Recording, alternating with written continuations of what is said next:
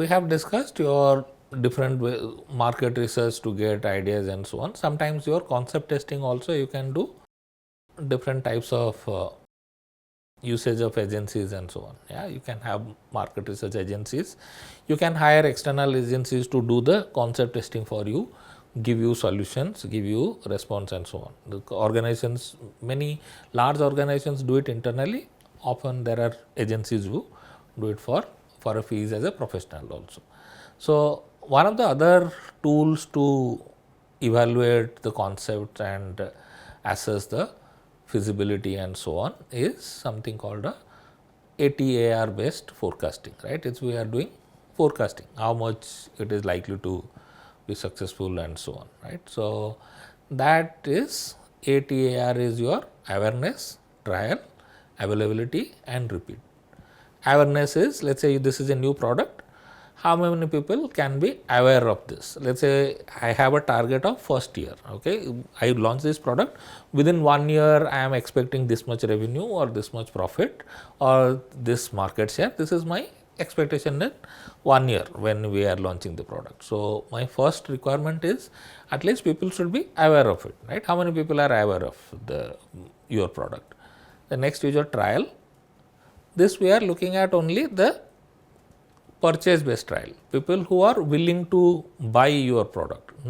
See, you are doing again concept trial, testing what you are doing, you can do a sample trial, right? You can give them free samples and see how many people.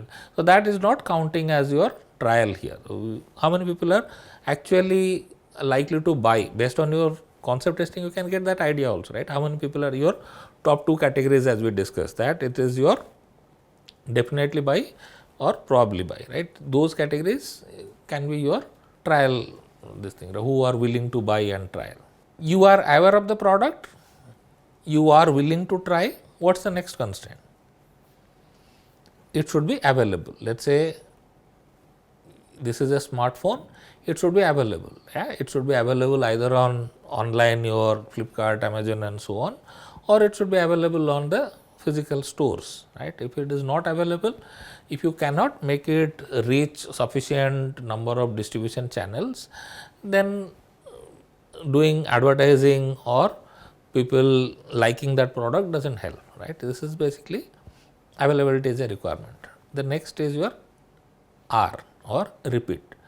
Repeat is your when it makes a second purchase after trial, okay. This is the second purchase is valid in case of smaller ticket items. So for example, let's say it's a soft drink. So am I willing to buy it every week or every month? These are your repeat purchase, right? How often you are willing to repeat and so on. That's your, let's say once you like it, I tried it once, I bought this drink once, I liked it and I drink it, let's say once a week, right? This is a positive scenario in this case. But let's say it is a laptop, you are not going to buy it every week, right? So in big ticket cases, I will look at the recommendation. Let's say you bought a new laptop, you tell your friend, but this is great, this one is very good at this price point, this offers you best features, right?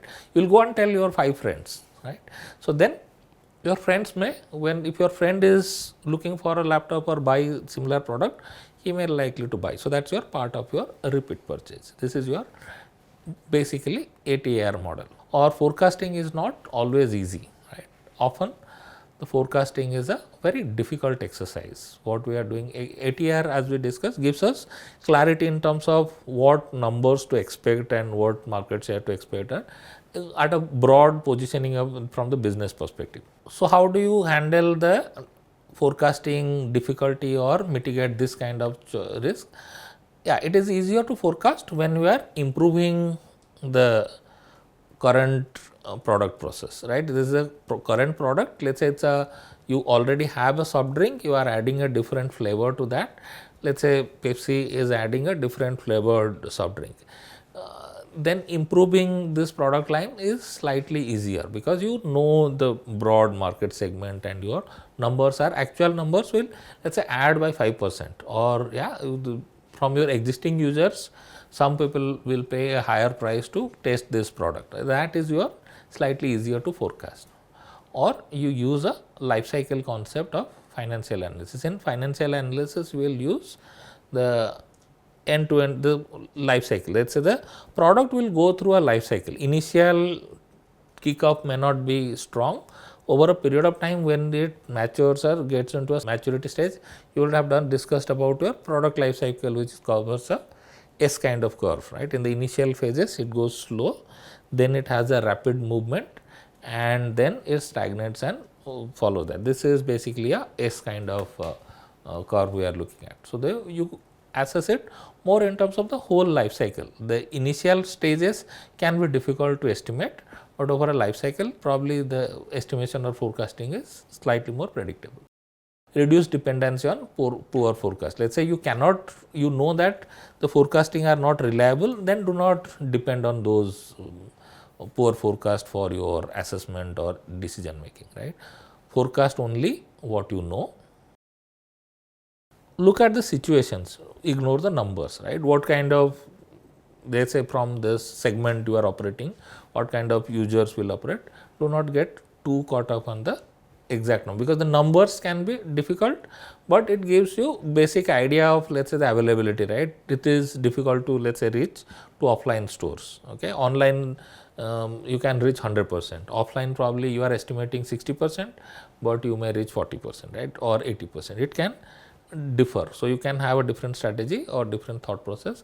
So, you think about the situation, not focus too much on the exact numbers, or commit to a strategy that is of low cost development and marketing. You take low risk approach first, right? Initially, do not launch 10 different flavors of drinks. Okay, do something slow, do one product, and then that gives you clarity in terms of forecasting, and then slowly launch other products, right? This is your low cost development and gradual marketing. You commit to a strategy. This is your, will help you. Again, the subsequent stages, the forecasting becomes easier. They become your existing product line, and then you can design your capacity or marketing and so on. It is easier to run those, execute those projects then. Overall, the idea of forecasting is, you can estimate, you should estimate in terms of forecasting. Go ahead with sound forecast, but prepare to handle the risk. Okay, assume the forecast is right, but be aware of the risk associated. Yeah. So, we are discussing about the difficulty in forecasting, right? I will give you example why the existing process versus your new process are different. Think of it like few years back, IMB started a new MBA in business analytics program.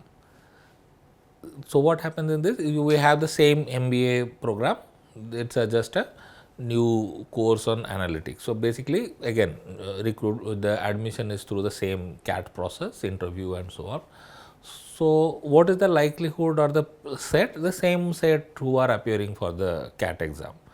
Let us say the students who are not getting through the top 3 IIMs are likely to consider MBA, BA from IIM Bangalore as an option, right? That's not your, it's very easier to predict. Let's say among those students who are likely to have technical background or interested in technology roles and so on, that is a subset of the larger pool of applicants, and that subset is your target customer. And if they are willing to, and given that there are no likely examples, so let's say someone who gets into IMB business analytics MBA, or let's say into next newer IIM. So, what will be the choice? It's just a probability, and 1 or 2 dimensions you need to evaluate. Now, think of it, what is the forecasting? How do you forecast a program like BBA DB when you first launch? So, there is no direct estimation. Let's say how many people can we make aware in first year? Let's say in your batch, or when we are launching it first time, how many, what is the market side? Is it the undergraduate cohort who are appearing for all JEE, NEET, those are your set, or is it the students who are going through commerce or BBA, IPM, those cohort is your target set? Who is my target customer? It's very difficult to estimate these things, right? Let's say I can, how many I will have in terms of getting awareness. Okay, so then availability is fine, but in terms of you are aware, but because it is a slightly different concept as a online, and you can do it along with your regular courses and so on, it's very difficult to estimate who will actually turn up. Let's say you are aware, but you will actually pay and join the program. It's very difficult to estimate those numbers and so on. So it's always a, and again from the first to second batch, one is awareness and your trial willingness to trial.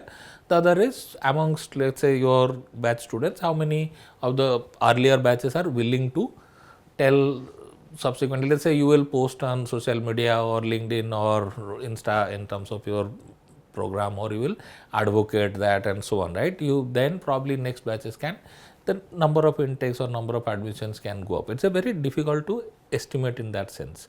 Whereas if I add another program into my, let's say, MBA in allied subjects, or let's say in AI or MBA in business analytics, and all those things are slightly easier to forecast and manage, right? This is always a difficult. So in certain situations, so you forecast what you know, you don't estimate. Sometimes what will happen, you will end up overestimating or underestimating this, right? It's either way, the exact numbers is always difficult to plan in terms, or how many resources you will give and so on is not easy to map here.